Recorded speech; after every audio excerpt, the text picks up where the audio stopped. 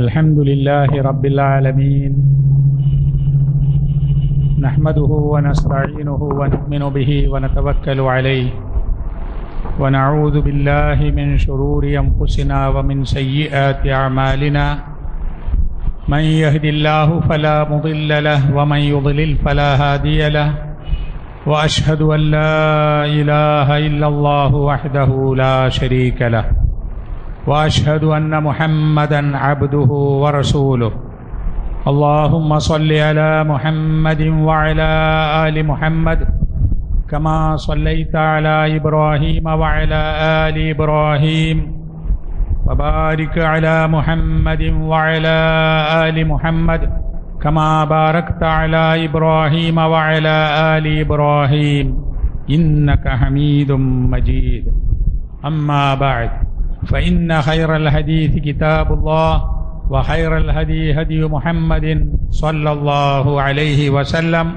وشر الأمور محدثاتها فكل محدثة بدعة وكل بدعة ضلالة يا أيها الذين آمنوا اتقوا الله حق تقاته ولا تموتن إلا وأنتم مسلمون أعوذ بالله من الشيطان الرجيم بسم الله الرحمن الرحيم هو الذي خلقكم من تراب ثم من نطفة ثم من علقة ثم يخرجكم طفلا ثم لتبلغوا أشدكم ثم لتكونوا شيوخا ومنكم من يتوفى من قبل ولتبلغوا أجلا مسمى ولعلكم تعقلون ബഹുമാന്യരായ സത്യവിശ്വാസികളെ, അള്ളാഹുവിൻ്റെ കൽപ്പനകൾ സൂക്ഷിച്ചുകൊണ്ട്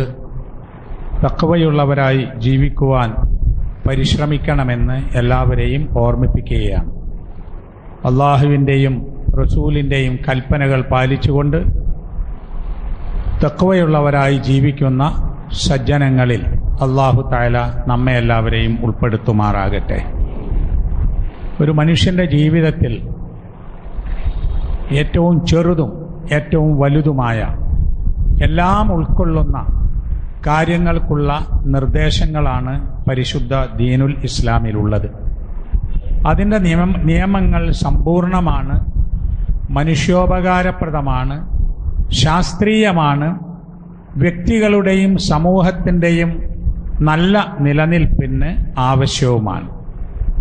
അതിൽ ആത്മീയമായ വശങ്ങളുണ്ട്, ഭൗതികമായ വശങ്ങളുണ്ട്. എല്ലാം ഉൾക്കൊള്ളുന്ന വിധത്തിലാണ് ഇസ്ലാമിൻ്റെ നിയമങ്ങൾ ഉള്ളത്.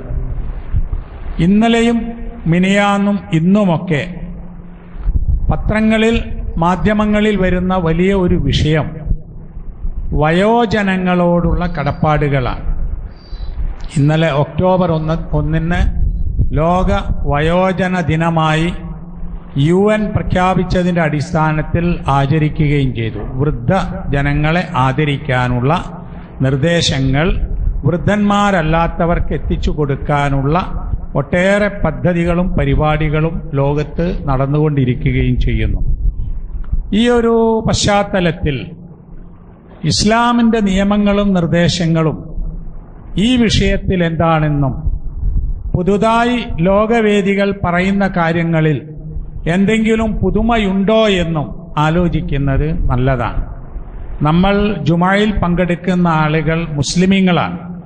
അതുകൊണ്ട് തന്നെ അള്ളാഹുവിൻ്റെ വഈദ്, കൽപ്പനകൾ, വാഗ്ദാനങ്ങൾ ഭയപ്പെടുന്ന ആളുകൾക്ക് ഖുർആൻ കൊണ്ട് ബോധവൽക്കരണം നടത്തണം എന്ന് അല്ലാഹ് പറഞ്ഞിട്ടുണ്ട്. ഫദക്കിർ ബിൽ ഖുർആനി മൻ യഖാഫു വഈദ്. എൻ്റെ വഈദിനെ എന്ന് പറഞ്ഞാൽ ശിക്ഷാ വാഗ്ദാനത്തെ ഭയപ്പെടുന്ന ആളുകൾക്ക് ഖുർആൻ കൊണ്ട് ഉത്ബോധനം നടത്തുക. വേറെ കാര്യങ്ങളും വേറെ ശാസ്ത്രങ്ങളും ഒക്കെ പറയുന്നതിനേക്കാളേറെ ഈമാനുള്ള മനുഷ്യർക്ക്, അള്ളാഹുവിനെ ഭയമുള്ള മനുഷ്യർക്ക് ഉപകാരപ്പെടുക ഖുർആൻ കൊണ്ട് ബോധവൽക്കരണമാണ് എന്നാണ്. ഖുർആൻ ഈ വിഷയത്തിൽ എന്തു പറഞ്ഞു? അള്ളാഹു നമ്മെ പഠിപ്പിക്കുന്നു. സൂറത്ത് ഗാഫിറിലുള്ള 67-ാമത്തെ ആയത്താണ് ഞാൻ ഓതി വെച്ചത്. സൂറത്ത് ഗാഫിർ 67-ാമത്തെ ആയത്ത്. അള്ളാഹു പറയുന്നു, ഹുവല്ലദീ ഖലഖക്കും മിൻ തുറാബിൻ, അവനാണ് നിങ്ങളെ മണ്ണിൽ നിന്ന് സൃഷ്ടിച്ചത്. ഇതിനു മുമ്പ് കുറെ വിഷയങ്ങൾ പറയുന്നുണ്ട്. അല്ലാഹു തആല ഈ ഭൂമിയെ സൃഷ്ടിച്ചത്, ആകാശത്തെ സൃഷ്ടിച്ചത്, മനുഷ്യരെ സൃഷ്ടിച്ചത്, അതുപോലെ തന്നെ ഈ പ്രപഞ്ചത്തിലുള്ള സർവ്വ വസ്തുക്കളെയും, ജീവനുള്ളതിനെയും ജീവനില്ലാത്തതിനെയും ഒക്കെ സൃഷ്ടിച്ചത്. ഈ വിഷയങ്ങൾ പറയുന്ന കൂട്ടത്തിൽ മനുഷ്യന്റെ സൃഷ്ടിപ്പിനെ കുറിച്ചാണ് പറയുന്നത്.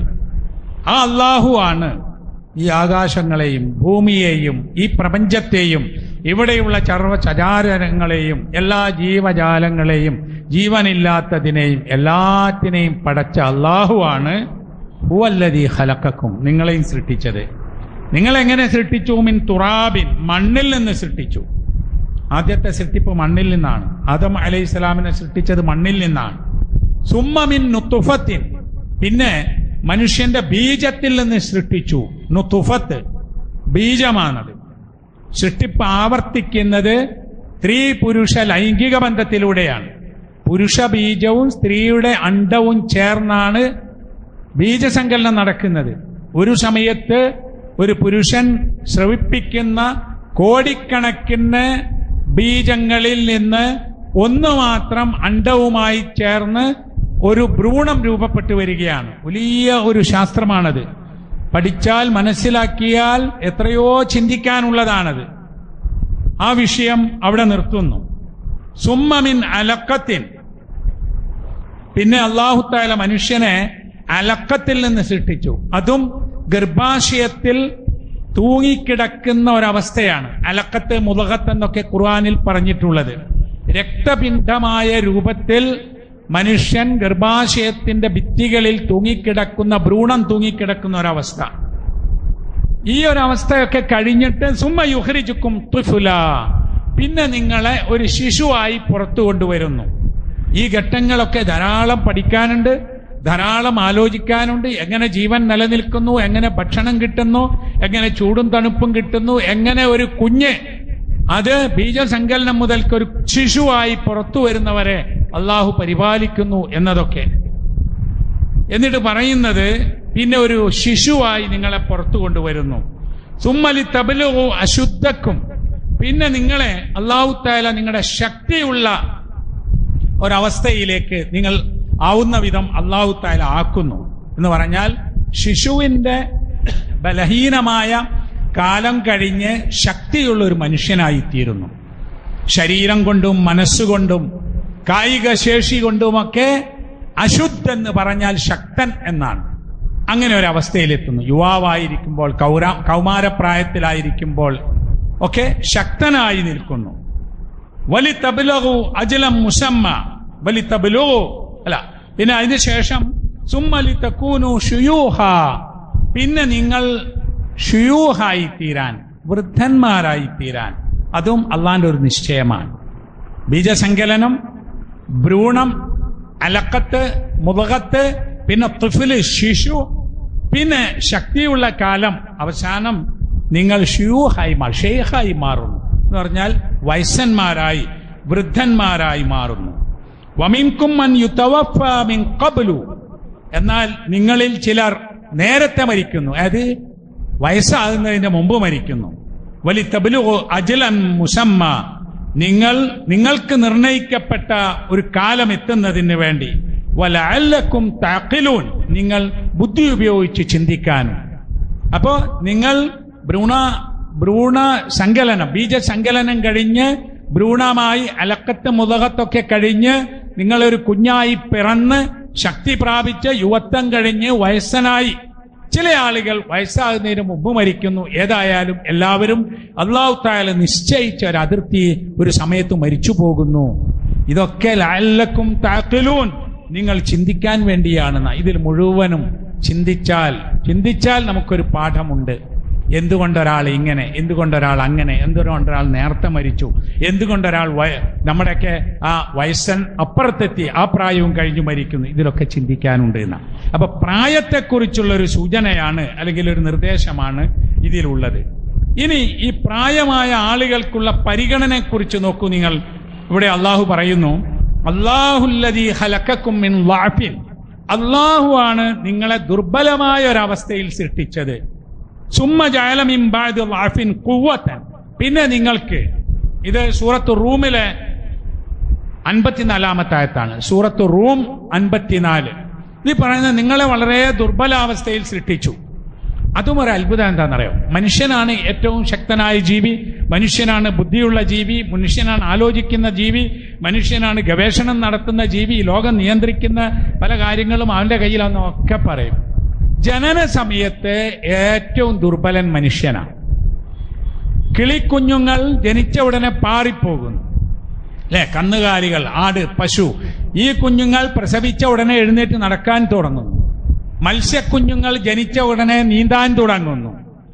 അപ്പൊ വാനിൽ പറക്കാനും സമുദ്രത്തിൽ നീന്താനും ഭൂമിയിലൂടെ നടക്കുവാനും ഒക്കെ അവയിൽ ജനിച്ച മറ്റ് ജീവികൾക്ക് കഴിയുന്നു. മനുഷ്യൻ 1 വയസ്സോ 2 വയസ്സോ ഒക്കെ കഴിയുമ്പോൾ പഠിപ്പിച്ചെടുത്തിട്ട് വേണം ഒന്ന് പിച്ച വെച്ച് നടക്കാൻ. ലൈഫായിക്കൊണ്ടാണ് മനുഷ്യൻ ജനിക്കുന്നത്. എന്നിട്ട് അതിനുശേഷം അല്ലാഹു തആല ഖുവത്ത് നൽകുന്നു. സുമ്മ ജഅല മിൻ ബഅദി ഖുവത്തിൻ ളഅഫ, പിന്നെ അല്ലാഹു തആല ഈ ശക്തിയുടെ ആ അവസ്ഥ കഴിഞ്ഞിട്ട് വീണ്ടും ലഅഫാക്കുന്നു, അവനെ എന്ന് പറഞ്ഞാൽ ലൈഫാകുന്നു, ദുർബലനാകുന്നു. വശൈബതൻ, നരച്ചവനാകുന്നു, എന്ന് പറഞ്ഞാൽ വയോവൃദ്ധനായിത്തീരുന്നു. യഖ്ലുഖു മാ യശാ, അല്ലാഹു അവൻ ഉദ്ദേശിക്കുന്നത് സൃഷ്ടിക്കുന്നു. വഹുവൽ അലീമുൽ ഖദീർ, എല്ലാം അറിയുന്നവനും എല്ലാറ്റിനും കഴിവുള്ളവനാകുന്നു അല്ലാഹു എന്ന്. ഇതൊരു ഘട്ടമാണ്. ഈ ഒരു ഘട്ടം അല്ലെങ്കിൽ ഈ ഘട്ടങ്ങൾ കഴിഞ്ഞു വരാതെ നിവൃത്തിയില്ല. ഒരു വൃദ്ധനായ മനുഷ്യൻ എനിക്ക് യുവാവാകണം എന്ന് ആഗ്രഹിച്ചിട്ട് കാര്യമില്ല. അറബി സാഹിത്യത്തിൽ സാഹിത്യ ഭംഗി പഠിക്കുന്ന കൂട്ടത്തിൽ ബലാഗയിൽ ഒരു പ്രയോഗമുണ്ട്, തമന്നി തറജ്ജി എന്ന് പറഞ്ഞാൽ ആഗ്രഹിക്കൽ, പ്രതീക്ഷിക്കൽ. അതിൽ വരാത്ത കാര്യങ്ങൾ ആഗ്രഹിക്കുന്നതിന് ഉദാഹരണം പറഞ്ഞ എന്താ അറിയാം? ലൈത ശബാബ് യഊദു യൗമ, യുവത്വം ഒരിക്കൽ തിരിച്ചു കിട്ടിയിരുന്നെങ്കിൽ എന്നാണ്. അത് ആഗ്രഹം മാത്രമാണല്ലോ, യുവത്വം തിരിച്ചു കിട്ടൂല. അപ്പൊ തിരിച്ചു കിട്ടാത്ത ആഗ്രഹങ്ങൾക്ക് സാഹിത്യത്തിൽ ഉദാഹരണം പറഞ്ഞത് പോലും യൗവനം തിരിച്ചു വരിക എന്നതാണ്. അതുണ്ടാവില്ല, കലാകാലം ജീവിക്കുകയുമില്ല. ഈ ലൈഫായ മനുഷ്യന് ഖുവത്ത് നൽകാനും കഴിയില്ല. എന്ത് ചെയ്യും? പിന്നെ ചെയ്യാനുള്ളത് പ്രായമായി പ്രയാസമായി ദുർബലനായി കഴിഞ്ഞ മനുഷ്യന് അവന് അല്ലാഹു തആല വിധിച്ചിട്ടുള്ള കാലം വരെ സന്തോഷത്തോടും സുഖത്തോടും സമാധാനത്തോടും കൂടി ജീവിച്ചു പോകാൻ ചെറുപ്പക്കാരായ ആളുകൾ ശ്രദ്ധിക്കുക എന്നുള്ളതാണ്. ഒരു ഹദീസിൽ പറയുന്നുണ്ട്, അങ്ങനെ വേണോ വേണ്ടേ എന്നുള്ളതിനെക്കുറിച്ച് നമുക്ക് ആലോചിക്കാവുന്നതാണ്. നബി സല്ലല്ലാഹു അലൈഹി വസല്ലമ പറഞ്ഞു, അല്ലാഹുവിന്റെ റസൂൽ പറയാണ്, ഒരു ലൈസ മിന്ന മല്ലം യർഹം സഗീറന, നമ്മുടെ കൂട്ടത്തിലെ ചെറിയ ആളുകളോട് കാരുണ്യം കാണിക്കാത്തവൻ നമ്മുടെ കൂട്ടത്തിൽപ്പെട്ടവനല്ല. വലം യുവക്കിർ കബീറന, നമ്മുടെ കൂട്ടത്തിൽ വലിയ ആളുകളെ ആദരിക്കാത്തവനും നമ്മിൽപ്പെട്ടവനല്ല. വലിയവരിൽ നിന്ന് ഏറ്റവും വലിയവരാണ് പ്രായമുള്ളവർ. പ്രായമുള്ള ആളുകളെ ആദരിക്കാൻ ഇപ്പൊ സലാം പറയുമ്പോഴെങ്ങനെയാ? പ്രായം കുറഞ്ഞവർ പ്രായം കൂടുതലുള്ള ആൾക്ക് സലാം പറയണം. ആദാബു സലാം അങ്ങനെയാ. നടന്നു വരുന്ന ആൾ ഇരിക്കുന്ന ആളോട് സലാം പറയണമെന്ന, വാഹനത്തിൽ വരുന്നവൻ നിൽക്കുന്നവനോട് സലാം പറയണമെന്ന, കുറച്ചാളുകളുള്ള സംഘം കൂടുതൽ ആളുകളുള്ള സംഘത്തോട് സലാം പറയണമെന്ന, അക്കൂട്ടത്തിൽ ചെറിയവൻ മുതിർന്നവരോട് സലാം പറയണമെന്നാണ്. അതൊരാദരവാണ്, ബഹുമാനമാണ്. നബി സല്ലല്ലാഹു അലൈഹി വസല്ലമ ആർക്കെങ്കിലും എന്തെങ്കിലും കൊടുക്കുമ്പോൾ, ഭക്ഷണമോ പാനീയമോ ഒക്കെ കൊടുക്കുമ്പോൾ ആദ്യമായി പ്രായമുള്ളവർക്ക് കൊടുക്കുമായിരുന്നു എന്നാണ്. കാരണം അത് പ്രായത്തിന്റെ വലിപ്പമാണ്. ഒരു ഹദീസിലുണ്ട്, മാ അക്രമ ശാബുൻ ശൈഖൻ ലിസിന്നിഹി, ഒരു യുവാവ് ഒരു വയസ്സായ ആളെ അയാളെ വയസ്സ് പരിഗണിച്ചുകൊണ്ട് ബഹുമാനിച്ചാൽ ഇല്ല ഖയ്യദല്ലാഹു ലഹു മൻ യുക്രിമുഹു ഇൻദ സിന്നിഹി, അല്ലാഹു തആല ഈ ചെറുപ്പക്കാരന് വയസ്സാകുമ്പോൾ അവനെ ബഹുമാനിക്കുന്ന ആളെ ഏർപ്പാട് ചെയ്യുന്നു. ഞാന് എന്നെക്കാൾ പ്രായം കൂടിയ ഒരാളെ ബഹുമാനിക്കുകയും ആദരിക്കുകയും വേണ്ട ഒത്താശകൾ ചെയ്തു കൊടുക്കുകയും ചെയ്താൽ എനിക്ക് വയസ്സാകുമ്പോൾ അല്ലാഹു തആല എന്നെ ആദരിക്കാനും ബഹുമാനിക്കാനും ആളെ ഏർപ്പാട് ചെയ്യും എന്നാണ്. ചെറുപ്പക്കാർ വളരെ ഗൗരവമായി ആലോചിക്കേണ്ട സംഗതിയാണ്. വയസ്സായ ആളുകൾ എങ്ങനെയാകും? ഒരു ഹദീസിലുണ്ടല്ലോ, അല്ലാഹുമ്മ ഇന്നി അഊദു ബിക മിൻ അൻ ഉറദ്ദ ഇലാ അർദലിൽ ഉംരി.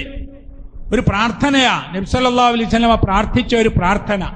പടച്ചവനെ, അർദലുൽ ഉംറിലേക്ക് ഞാൻ എത്തിപ്പെടുന്നതിന് നിന്നോട് ഞാൻ ശരണം തേടുന്നു. ഒരു ദുആയാണ്. എന്താ ദുആ? അർദലുൽ ഉംർ. അർദലുൽ ഉംർ എന്ന് പറഞ്ഞാൽ വാർദ്ധക്യത്തിന്റെ അങ്ങേയറ്റത്തെത്തുക. വാർദ്ധക്യത്തിന്റെ അങ്ങേയറ്റത്തെത്തുമ്പോൾ ദുർബലനാകും, ബുദ്ധി പോകും, ഓർമ്മ കുറയും, വെറുതെ കരയും, പറയുന്നത് ബന്ധമില്ലാത്ത കാര്യങ്ങളായിരിക്കും, ചെയ്യുന്നത് ആർക്കും ഇഷ്ടപ്പെടാത്തതുമായിരിക്കും. അല്ലെ? വയസ്സായ ആളുകളെ അഡ്ജസ്റ്റ് ചെയ്യാൻ ഇപ്പോഴത്തെ കൗൺസിലിംഗ് സെന്ററുകളിൽ വയസ്സന്മാരുള്ള വീട്ടിലെ മറ്റുള്ള ആളുകൾക്ക് അവരെങ്ങനെ പരിഗണിക്കണം, എങ്ങനെ കൊണ്ടു നടക്കണം, എന്ത് ചെയ്യണം എന്ന് പഠിപ്പിക്കുമ്പോൾ ഒരു കുഞ്ഞിനെ നമ്മൾ എങ്ങനെയാ പോറ്റിയിരുന്ന അതുപോലെ പോറ്റണം എന്നാ. കുഞ്ഞ് വെറുതെ കരയും, കുഞ്ഞ് ഇരുന്നിടത്ത് മൂത്രമൊഴിക്കും, കുഞ്ഞ് ആവശ്യമില്ലാത്ത കാര്യങ്ങളൊക്കെ എടുത്ത് നശിപ്പിക്കും. കുഞ്ഞിനറിയില്ലല്ലോ. അതേമാതിരി വാപ്പയും ഉമ്മയും പ്രായമുള്ളവരും അങ്ങനെയാകും. ഞാനും അങ്ങനെയാകുമെന്ന് നമ്മൾ ഓരോരുത്തരും ഓർക്കണം. ആ സമയത്ത് ഇതെന്തൊരു വാപ്പ, ഇതെന്തൊരു ഉമ്മ, അത് നാശാക്കി, ഇത് ഇങ്ങനെയാക്കി, അവിടെ വൃത്തികേടാക്കി എന്ന് പറഞ്ഞാൽ കരുതിക്കോ, നമ്മളെ മക്കൾ അതിനേക്കാൾ ഏറെ പറയും. അത്ര വയസ്സാവുന്നതിന് മുമ്പ് തന്നെ പറഞ്ഞു തുടങ്ങും. നമ്മൾ മനസ്സിലാക്കേണ്ട സംഗതിയാണ്. അപ്പൊ ഏതൊരാൾ ഒരു പ്രായമുള്ളവനെ ആദരിക്കുന്നുവോ അല്ലാഹു തആല അവനെ ആദരിക്കാൻ മറ്റൊരാളെ നേരത്തെ ഏർപ്പാട് ചെയ്യുന്ന. പ്രായമുള്ള മുസ്ലിം മാത്രമല്ല, നിങ്ങൾക്കറിയോ ഉമർ റളിയല്ലാഹുവിന്റെ കാലത്തൊരു സംഭവം. ഒരു വയസ്സായ ആൾ യാചിച്ചു നടക്കുന്നു, ഒരു വൃദ്ധൻ. ആരാണെന്ന് അന്വേഷിച്ചപ്പോൾ ഒരു ജൂതൻ. അമീറുൽ മുഅ്മിനീൻ ഉമർ റളിയല്ലാഹു അൻഹു പ്രയാസമായി, എന്റെ രാജ്യത്ത് ഒരു വയസ്സൻ യാചിക്കേണ്ടി വന്നല്ലോ, എന്തിനാണ് അയാൾ യാചിക്കുന്നത് അന്വേഷിച്ചു. അപ്പൊ പറഞ്ഞു, അയാൾക്കിപ്പോ തൊഴിലൊന്നുമില്ല, അയാൾ ഗവൺമെന്റിലേക്ക് അടക്കേണ്ട നികുതി അടക്കേണ്ടതുകൊണ്ട്. ആരോഗ്യമുള്ള കാലത്ത് തൊഴിൽ ചെയ്ത് ആ നികുതി അടച്ചിരുന്നു. ഇപ്പൊ ആ നികുതി അടക്കാൻ, ഭരണകൂടത്തിലേക്ക് അടക്കാൻ, അതാണ് കാരണം. ഉമർ റളിയല്ലാഹു അൻഹു അന്ന് തന്നെ പ്രഖ്യാപനം നടത്തി, ഓർഡർ പുറപ്പെടുവിച്ചു. തൊഴിൽ ചെയ്ത് പണം കിട്ടാത്ത ആളുകൾ ആരും യാചിച്ച് ഇനിമേൽ നികുതി അടക്കേണ്ടതില്ല, ആ നികുതി ആവശ്യമില്ല. മുസ്ലിം ആവണമെന്നൊന്നുമില്ല, ഒരു പ്രായമുള്ള മനുഷ്യനെ ആദരിക്കുന്നത് ഉമർ റളിയല്ലാഹു അൻഹു കാണിച്ച ഒരു ജൂതനാണത്. അയാൾക്ക് ഇളവ് അനുവദിക്കുകയും ആ സംഭവം കാരണമായി എല്ലാ വൃദ്ധന്മാരെയും ആ ഒരു നിയമത്തിൽ കൊണ്ടുവരികയും ചെയ്തു. ഇതൊക്കെ പ്രായമുള്ളവരോട് നാം കാണിക്കേണ്ട മര്യാദകളും കടപ്പാടുകളുമാണ് എന്ന് നാം മനസ്സിലാക്കണം. നബി സല്ലല്ലാഹു അലൈഹി വസല്ലം പറഞ്ഞു, അമറനി ജിബ്രീൽ അൻ ഉഖദ്ദിമൽ അകാബിർ ഇബ്ദഉ ബിൽ അകാബിർ. എന്നോട് ജിബ്രീൽ കൽപ്പിച്ചിട്ടുണ്ട് പ്രായമുള്ളവരെ ആദ്യമായി പരിഗണിക്കണമെന്ന്. ഏത് കാര്യത്തിലും തിക്കിത്തരച്ചൊക്കെയാണ് ഒരു ബസ്സിൽ സീറ്റ് നമ്മൾ കൈവശപ്പെടുത്തിയതെങ്കിൽ പോലും നമ്മളെക്കാൾ പ്രായമുള്ള ഒരാൾ കയറി വന്നാൽ നമ്മൾ പരിഗണിക്കണം. അവരെ നമ്മളാണെങ്കിലോ നമ്മുടെ പിതാവാണെങ്കിലോ എന്ന ഒരു പരിഗണന നമുക്കുണ്ടാകണം. നബി സല്ലല്ലാഹു അലൈഹി വസല്ലമിന്റെ കാലത്ത് ഇതിൽ മാത്രമല്ല. മുആദ് റളിയല്ലാഹു അൻഹു നമസ്കാരത്തിൽ ദീർഘമായി ഓതി നമസ്കാരത്തിൽ ആളുകൾ ചെന്ന് നബി സല്ലല്ലാഹു അലൈഹി വസല്ലമിന്റെ അടുത്ത് വിവരം പറഞ്ഞു, മുആദിന്റെ ബാക്കിൽ നിന്ന് നിസ്കരിക്കാൻ പ്രയാസം, വളരെ ദീർഘിച്ചാണ് ഓതുന്നത് എന്ന്. നബി സല്ലല്ലാഹു അലൈഹി വസല്ലം മുആദിനോട് ചോദിച്ചു, അഫത്താനുൻ അൻത യാ മുആദ്, മുആദ് നീ ഒരു ഫിത്നക്കാരനാവുകയാണോ? 3 തവണ പറഞ്ഞു എന്നാണ്. അഫത്താനുൻ അൻത യാ മുആദ്. മുആദ് റളിയല്ലാഹു അൻഹു നിസ്കാരത്തിൽ ഒന്ന് ദീർഘിപ്പിച്ച് ഓതിയതാ. എന്നിട്ട് പറയാ, ലൗലാ സല്ലൈത ബിസബ്ബിഹിസ്മ റബ്ബിക്കൽ അഅല വശംസി വളുഹാഹ വല്ലൈലി ഇദാ യഗ്ശ. ഈ സൂറത്തൊക്കെ ഓതിയാ പോരെ? സബ്ബിഹിസ്മ റബ്ബിക്കൽ അഅല വശംസി വളുഹാഹ വല്ലൈലി ഇദാ യഗ്ശ ഇതൊക്കെ ഓതിയാ പോരായിരുന്നോ? എന്താ കാരണം? ഫഇന്നഹു യുസല്ലി വറാഅക, നിന്റെ പിറകിൽ നിന്ന് നമസ്കരിക്കുന്നുണ്ട്. അൽ കബീറു, വയസ്സായ ആളുകൾ, വല്ലഈഫു, ദുർബലന്മാർ, വദുൽ ഹാജ, പല തിരക്കുള്ള ആളുകൾ. ഇവരൊക്കെ ബാക്കിലുള്ള സമയത്ത് മുആദ് റളിയല്ലാഹു അൻഹു ഇമാമായി നമസ്കരിക്കുമ്പോൾ പ്രായമുള്ളവരുണ്ട്, ദുർബലരുണ്ട്, ആവശ്യക്കാരുണ്ട്, കുറച്ച് നിസ്കരിക്കണം, ഈ സുഹൃത്തൊക്കെ ഓതിയാൽ മതിയായിരുന്നു എന്ന് പറഞ്ഞു കൊടുത്തു. നോക്കൂ, പ്രായമുള്ളവരുണ്ട് എന്നത് നമസ്കാരം പോലും ദീർഘിപ്പിച്ചു കൊണ്ടുപോകാൻ അതൊന്ന് ശ്രദ്ധിച്ചിട്ട് വേണം എന്ന് പറയുന്നുണ്ട്. എത്രയാ വൃദ്ധന്മാരുടെ എണ്ണമെന്നറിയാം. നമ്മളങ്ങനെ ഒരു വളരെ നമ്പർ കുറഞ്ഞ ഒന്നാന്ന് പറഞ്ഞുകൂടാ. വയസ്സായ ആളുകൾ എന്ന് ഇപ്പോൾ കണക്കാക്കുന്നത് 60 വയസ്സ് എന്നാണ്. 60 വയസ്സായ സീനിയർ സിറ്റിസൺ, മുതിർന്ന പൗരന്മാർ, വൃദ്ധന്മാർ. ആ ഒരു പരിഗണനയിൽ ഇന്ന് ലോകത്ത് ഏതാണ്ട് 90 കോടി ആളുകളുണ്ട് എന്നാണ്. അത് UN-ന്റെ കണക്കനുസരിച്ച് 2050 ആവുമ്പോൾ 200 കോടിയാവുന്ന, എന്നാൽ കുട്ടികളെക്കാൾ ഏറെ വൃദ്ധന്മാരുണ്ടാവുന്ന. ഇന്ത്യയിൽ തന്നെ ഇപ്പൊ ഏതാണ്ട് 9 കോടിയിലധികം വൃദ്ധന്മാരുണ്ട് എന്നാ കണക്ക്. ഇന്നലെയും മിനിയാന്നൊക്കെ പത്രങ്ങളിൽ വന്ന ഒരു പഠനമാണ്. 9 കോടി എന്ന് പറയുന്നത് ഇപ്പൊ എത്ര 120 കോടിയിൽ ഏതാണ്ട് ഒരു 12ൽ 1 വന്നില്ലേ?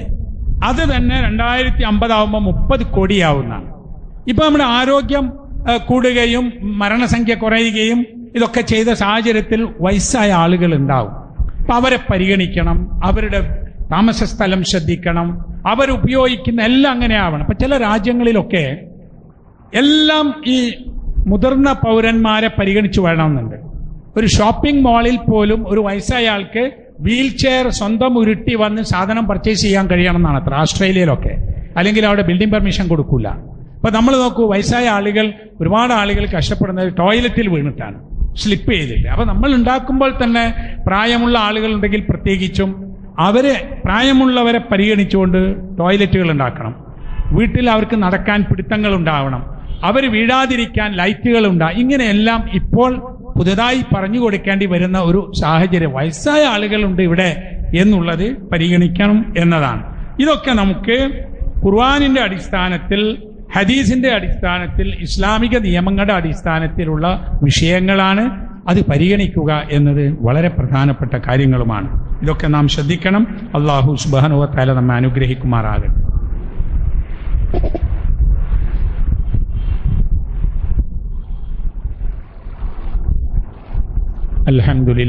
അൽഹംദുലില്ലാഹി റബ്ബിൽ ആലമീൻ വലാഖിബത്തു ലിൽ മുത്തഖീൻ വസല്ലല്ലാഹു അലാ നബിയ്യിഹിൽ കരീം വഅലാ ആലിഹി വസഹ്ബിഹി അജ്മഈൻ. ഇത്തഖുല്ലാഹ ഇബാദല്ലാഹ്.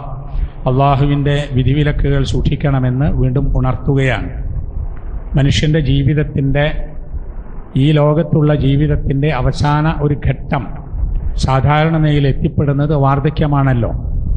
ആ വാർദ്ധക്യകാലത്ത് ആളുകൾ എന്തെല്ലാം ചെയ്യണം എന്നതിന് നിർദ്ദേശങ്ങൾ നൽകുന്ന കൂട്ടത്തിൽ മറന്നു പോകുന്ന ഒരു സംഗതി മാനസികവും ആത്മീയവുമായ കാര്യങ്ങളാണ്. അവർക്ക് കിടക്കാൻ റൂമുണ്ടാക്കും, അതിൽ ബെഡുണ്ടാക്കും, അവർക്ക് ഭക്ഷണം ലഭ്യമാക്കും, അവർക്ക് ശുശ്രൂഷിക്കാൻ ആളുകളെ ഏർപ്പെടുത്തും, ചികിത്സിക്കാൻ ഡോക്ടർമാരെ ഏർപ്പെടുത്തും, ഒക്കെ ചെയ്യും. പക്ഷേ ഇതിൻ്റെയും അപ്പുറത്തുള്ള ഒരു കാര്യമുണ്ട്. അതാണ് മനസ്സിലുള്ള ആഗ്രഹങ്ങൾ. ഒരു രക്ഷിതാവിൻ്റെ ഏറ്റവും വലിയ ഒരാഗ്രഹം തൻ്റെ കുഞ്ഞുങ്ങളും തൻ്റെ മക്കളും തൻ്റെ കുടുംബവും അവരുമായി ബന്ധപ്പെട്ട് ജീവിക്കണം എന്നതാണ്. അപ്പം നമ്മളൊക്കെ തിരക്കിലായി,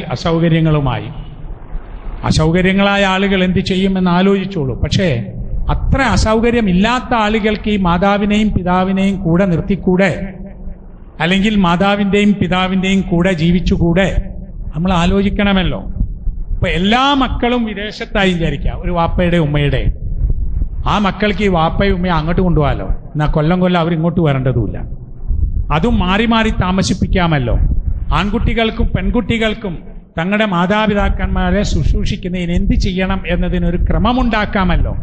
അങ്ങനെ ഒന്നും ചെയ്യാതിരിക്കുമ്പോൾ നമ്മൾ നൽകുന്ന എല്ലാം അവർക്ക് ലഭിച്ചാൽ പോലും അവരുടെ മനസ്സിന്റെ ഉള്ളിന്റെ ഉള്ളിൽ വേദന നിലനിൽക്കും എന്ന് നമ്മൾ കാണണം. ഖുർആനിൽ വഖദാ റബ്ബുക അല്ലാ തഅബുദു ഇല്ലാ ഇയ്യാഹു വബിൽ വാലിദൈനി ഇഹ്സാന, സൂറത്ത് ബനി ഇസ്രായേൽ 23-ാമത്തെ ആയത്താണിത്. ഈ ആയത്തിൽ പറയുന്നത് അല്ലാഹു തആല നിയമമാക്കിയിരിക്കുന്നു അവനെ അല്ലാതെ ആരാധിക്കരുത് എന്ന്. അപ്പോൾ ലാ ഇലാഹ ഇല്ലല്ലാഹ് എന്ന കലിമത്ത് തൗഹീദിന്റെ കാര്യം പറഞ്ഞ ശേഷം ഈ ആയത്തിൽ പറയുന്നത് വബിൽ വാലിദൈനി ഇഹ്സാന, വാലിദൈൻ മാതാപിതാക്കൾക്ക് നന്മ ചെയ്യണം, അതും അല്ലാഹ് കൽപ്പിച്ചിട്ടുണ്ട്. എന്നിട്ട് പറയുന്നു, ഇതാ ഞാൻ പറഞ്ഞത് ഭൗതികമായ കാര്യങ്ങൾക്ക് അപ്പുറത്തുള്ളതാണ്. ഇമ്മാ യബ്ലുഗന്ന ഇൻദകൽ കിബറ അഹദുഹുമാ ഔ കിലാഹുമാ, അവർ രണ്ടുപേരും അല്ലെങ്കിൽ ഒരാള് അവർ പ്രായമെത്തിയാൽ, വയസ്സായാൽ, ഫലാ തഖുൽ ലഹുമാ ഉഫിൻ, അവർക്ക് വെറുപ്പുണ്ടാക്കുന്ന വാക്ക് പറയരുത്. ഉഫിൻ എന്നതിന് മലയാളത്തിൽ നേരത്തെ ഒക്കെ ഉപയോഗിച്ച് ഛേ എന്ന് പറയരുത് എന്നാണ്. അതിന്റെ അർത്ഥം വാപ്പയ്ക്കോ ഉമ്മക്കോ വെറുപ്പുണ്ടാകുന്ന ഒരു വാക്ക് പറയരുതെന്ന. വലാ തൻഹർഹുമ, അവരെ വെറുക്കരുത്. വഖുൽ ലഹുമാ ഖൗലൻ കരീമ, അവരോട് മാന്യമായ വർത്തമാനം പറയണം. വഖ്ഫിദ് ലഹുമാ ജനാഹ ദുല്ലി മിനർ റഹ്മ, കാരുണ്യത്തിന്റെ ചിറകുകൾ അവർക്ക് വേണ്ടി നീ വിരുത്തി കൊടുക്കണം. വഖുർ റബ്ബിർഹംഹുമാ കമാ റബ്ബയാനി സഗീറ, അല്ലാഹുവേ റബ്ബേ എന്നെ അവർ ചെറുപ്പത്തിൽ എന്നോട് കാരുണ്യത്തോടു കൂടി അവർ എന്നെ പൊറ്റി വളർത്തിയതുപോലെ നീ അവരോട് കാരുണ്യം കാണിക്കണമെന്ന്. ഇതാണ് മനസ്സിലുള്ളത്, ഇതാണ് ആത്മീയമായ കാര്യം. ഇവിടെ പറഞ്ഞ കാര്യങ്ങൾ നോക്കൂ. ഒരു വാക്ക് പോലും വാപ്പയ്ക്കും ഉമ്മയ്ക്കും ഇഷ്ടപ്പെടാത്തതായി അവർ പ്രായമാകുമ്പോൾ പറയരുത് എന്നാണ്. അത്ര തന്നെ പ്രായമായില്ലെങ്കിൽ പറയാൻ അർത്ഥമുണ്ടോ? ഇല്ല, വാപ്പനോടും ഉമ്മനോടും പ്രായമായില്ലെങ്കിലും പറയരുത് അങ്ങനെ. പക്ഷേ പ്രായമാകുമ്പോൾ അങ്ങനെ പറയാൻ ഉണ്ടാകുന്ന സാഹചര്യങ്ങൾ കൂടുമെന്നതുകൊണ്ടാണ് ഇതിന്റെ തഫ്സീറിൽ ചില വിശദീകരിച്ചത് അങ്ങനെയാണ്. ഇപ്പൊ ഒരു 25-30 വയസ്സായ ഒരു വാപ്പ, ആ വാപ്പ അയാളുടെ മകനെ സംബന്ധിച്ചിടത്തോളം വല്ലാതെയൊന്നും ഒരു പ്രയാസം ഉണ്ടാക്കൂല, അഡ്ജസ്റ്റ് ചെയ്ത് പോകും. പക്ഷേ ഒരു 80 വയസ്സ് 85 വയസ്സായ വാപ്പ, ആ വാപ്പയുമായി അഡ്ജസ്റ്റ് ചെയ്താൽ കുറെ പ്രശ്നങ്ങളുണ്ട്. ഞാൻ നേരത്തെ പറഞ്ഞ അറുതലുൽ ഉംറയിൽ എത്തുകയാണ്, ഒക്കെ മറന്നുപോവുകയാണ്, ആഗ്രഹങ്ങളൊക്കെ തമ്മിൽ കൂടിച്ചേരാത്ത കോലത്തിലാവുകയാണ്. ഈ ഒരു സാഹചര്യത്തിലാണ് അദ്ദേഹം പറയുന്നതും ചെയ്യുന്നതും നമുക്ക് വെറുപ്പുണ്ടാക്കുന്നതാകും. ആയാലും നമ്മൾ വെറുത്ത വാക്ക് പറയരുത്. ആദരിച്ചു, ബഹുമാനിച്ച്, ഇഷ്ടപ്പെട്ട്, സ്നേഹിച്ച്, ഒത്താശ ചെയ്ത് മുന്നോട്ട് പോകാൻ കഴിയണം എന്നാണ്. ആ ഒരു ചെയ്യൽ മാത്രമല്ല, അള്ളാഹിനോട് മനസ്സ് തുറന്ന് പ്രാർത്ഥിക്കുകയും വേണം. നമ്മൾ എങ്ങനെയായിരുന്നു കൊച്ചു കുഞ്ഞായിരുന്നപ്പോ? അവരെത്ര കഷ്ടപ്പെട്ടിരുന്നു നമ്മെ വളർത്താൻ, ഉമ്മ എത്ര പ്രയാസപ്പെട്ടിരുന്നു നമ്മെ ചുമക്കാൻ, നമ്മൾ ജനിച്ച ശേഷം എത്ര ഉറങ്ങാത്ത രാപ്പകലുകൾ, ഉറങ്ങാത്ത രാവുകൾ ഉമ്മ നമ്മൾ കുഞ്ഞായിപ്പോ. അങ്ങനെ അതൊക്കെ കണ്ട് നമ്മൾ ആലോചിച്ചുകൊണ്ട് പറയുന്നത് എന്താണെന്നറിയോ? എന്നോട് എന്റെ ചെറുപ്പത്തിൽ അവർ എത്രത്തോളം കാരുണ്യത്തോടുകൂടി എന്നെ പൊറ്റി വളർത്തിയോ, അല്ലാഹുവേ അവരോട് നീ അതുപോലെ കാരുണ്യം കാണിക്കണേ. അപ്പൊ അത് നമ്മുടെ മനസ്സിൽ നിന്നുള്ളതാണ്. 3 കാര്യങ്ങൾ ഒരാൾക്ക് മരണശേഷം അവശേഷിക്കുമെന്ന് പറഞ്ഞതിൽ അവലദുൻ സ്വാലിഹുൻ യദ്ഉ ലഹു, ആ മരിച്ചുപോയ ആൾക്ക് വേണ്ടി, വാപ്പാക്കും ഉമ്മക്കും വേണ്ടി പ്രാർത്ഥിക്കുന്ന സാലിഹായ മകൻ അല്ലെങ്കിൽ മകൾ എന്ന് പറഞ്ഞത് അതുകൊണ്ടാണ്. അപ്പൊ ഈ കാര്യങ്ങൾ കണ്ടുകൊണ്ട് നമ്മൾ, അസൗകര്യങ്ങൾ ഉണ്ടാകും, പല അസൗകര്യങ്ങളും, ജോലി സംബന്ധമായ പ്രശ്നങ്ങൾ, കാര്യങ്ങൾ ഒക്കെ ഉണ്ടാകും. ഒരുപക്ഷെ എല്ലാവർക്കും 100% എന്ത് ചെയ്യുമെന്നതിന് ഒരു പരിഹാരം ആവശ്യവുമായി വരും. എന്നാലും നമ്മുടെ മനസ്സിന്റെ ഉള്ളിൽ ഒരാഗ്രഹമുണ്ടെങ്കിൽ മക്കൾ കൂടിയിരുന്ന് ആലോചിച്ച് വ്യവസ്ഥയുണ്ടാക്കി, വാപ്പയും ഉമ്മയും അറിയാതെ, അവരൊരു ശല്യമായെന്ന് തോന്നാനും പാടില്ലല്ലോ. ഇപ്പോൾ നമ്മളൊരു മീറ്റിംഗ് കൂടണം, വാപ്പൻ എന്താ ചെയ്യാണ് അല്ലെങ്കിൽ ഉമ്മൻ എന്താ നോക്കാൻ എന്ന് പറഞ്ഞ് നമ്മൾ മീറ്റിംഗ് കൂടുക, ഉമ്മന്റെ വാപ്പന്റെ അടുത്ത് വെച്ച് അവർക്ക് തോന്നില്ല ഞങ്ങളൊരു ശല്യമായി പോയത്. അങ്ങനെയും തോന്നാൻ പാടില്ല. ക്രമമുണ്ടാക്കണം എന്നാണ് ഞാൻ ഈ പറഞ്ഞിട്ടുള്ളത്. എന്നിട്ട് അവരെ നന്നായി നോക്കി വളർത്തി നല്ല നിലയ്ക്ക് കൊണ്ടുപോയി സന്തോഷത്തോടുകൂടി ഈ ലോകം വിട്ടുപോകാൻ അവസരം നൽകണം. ആർക്കും വെറുപ്പില്ലാതെ, ആരും മുഷിയാതെ. ഇത് നമ്മുടെ ബാധ്യതയാണ് എന്ന നിലയിൽ. ഇതാണ് ഈ വയോജനങ്ങളോട് നമുക്ക് ചെയ്യാനുള്ളത്. അത് സ്വന്തം മാതാപിതാക്കളായാലും അല്ലാത്തവരായാലും നമ്മുടെ മതത്തിൽപ്പെട്ടവരായാലും നാട്ടിലുള്ളവരായാലും അല്ലെങ്കിലും ശരി, വൃദ്ധൻ, വയോജനം എന്ന നിലക്കുള്ള ഒരു പരിഗണന, ഒരു ബഹുമാനം, ഒരു സ്നേഹം, ഒരു പരിഗണന അവർക്കുണ്ടാവണം എന്നതാണ്. ഇതാണ് നമ്മുടെ ദീൻ നമ്മളോട് പറയുന്നത്. ആ നിലക്കായിരിക്കണം നമ്മുടെ സമീപനങ്ങൾ എന്നുകൂടി സൂചിപ്പിക്കുന്നു. അല്ലാഹു സുബ്ഹാനഹു വ തആല നമ്മെ അനുഗ്രഹിക്കുമാറാകട്ടെ. റഹ്മാനായ അല്ലാഹുവേ, ഞങ്ങളുടെ പാപങ്ങളും കുറ്റങ്ങളും നീ ഞങ്ങൾക്ക് വിട്ടുപുറത്ത് മാപ്പാക്കി തരണമേ. ഞങ്ങളിൽ നിന്ന് വന്നു പോകുന്ന പാപങ്ങൾ നീ ഞങ്ങൾക്ക് വിട്ടുവീഴ്ച ചെയ്ത് തരണമേ. അല്ലാഹുവേ, ഞങ്ങളോട് ദുആ കൊണ്ട് വസിയത്ത് ചെയ്ത ആളുകളുടെ എല്ലാ സ്വാലിഹായ ഉദ്ദേശങ്ങളെയും നീ പൂർത്തീകരിച്ച് തരണമേ. രോഗങ്ങൾ കൊണ്ട് കഷ്ടപ്പെടുന്ന ആളുകളുടെ എല്ലാ രോഗങ്ങളെയും അല്ലാഹുവേ നീ ശിഫയാക്കി തരണമേ. ഞങ്ങളിൽ നിന്ന് മരണപ്പെട്ടു പോയ ആളുകൾക്ക് റഹ്മാനായ അല്ലാഹുവേ നീ മഗ്ഫിറത്ത് നൽകി അവരെ അനുഗ്രഹിക്കണമേ. അവരുടെ ഖബറിടങ്ങൾ നീ പ്രകാശപൂരിതമാക്കി കൊടുക്കുകയും വിശാലമാക്കി കൊടുക്കുകയും ചെയ്യണമേ. അവരെയും ഞങ്ങളെയും അല്ലാഹുവേ നീ സ്വർഗത്തിൽ ഒരുമിച്ച് കൂട്ടുകയും ചെയ്യണമേ. ഇസ്ലാമും മുസ്ലിം ലോകവും അനുഭവിക്കുന്ന പ്രയാസങ്ങളും പീഡനങ്ങളും കഷ്ടപ്പാടുകളും തരണം ചെയ്യാനുള്ള ഈമാനും ശക്തിയും നൽകി ഈ സമൂഹത്തെ നീ അനുഗ്രഹിക്കണമേ. ഞങ്ങളുടെയും ഞങ്ങളുടെ മാതാപിതാക്കളുടെയും ഇണകളുടെയും മക്കളുടെയും സഹോദരങ്ങളുടെയും ഞങ്ങളോട് ദുആ ചെയ്യാൻ വസിയത്ത് ചെയ്ത എല്ലാ ആളുകളുടെയും എല്ലാ സാലിഹായ ഉദ്ദേശങ്ങളെയും അല്ലാഹുവേ നീ പൂർത്തീകരിച്ച് തരണമേ. اللهم اغفر للمؤمنين والمؤمنات والمسلمين والمسلمات الأحياء منهم والأموات إنك مجيب الدعوات يا قاضي الحاجات.